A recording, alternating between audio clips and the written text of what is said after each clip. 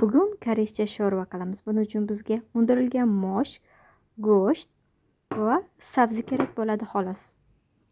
Boshqa narsa ishlatmaymiz. Sabzilarni xuddi shunday videoda ko'rsatilgandek qilib to'g'rab olamiz.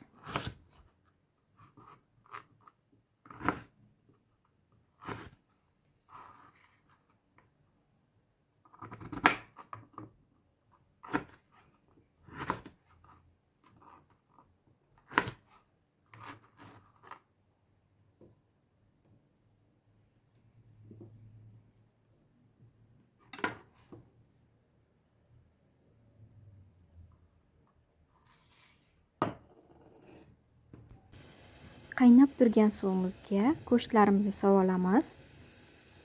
Suvga oldindan tuz solganman, go'shtlarimiz shirin pishishi uchun.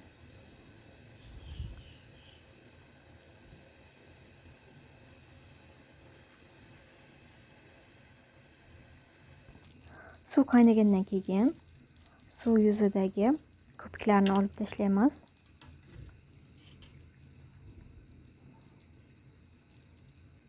Va birma-bir sabzilarimizni tashlab go'sht bilan birga qaynatib olamiz.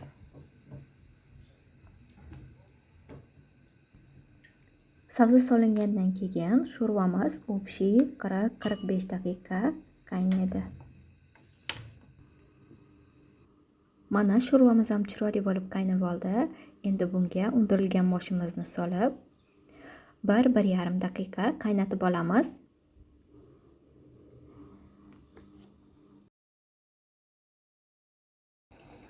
Mana sho'rvamiz ham tayyor bo'lib qoldi. Ana endi buni suzib, mazza qilib iste'mol qilamiz. Albatta sizlar ham xuddi shu retsept bilan sho'rvani tayyorlab ko'ring. Sizlarga ham juda yoqadi.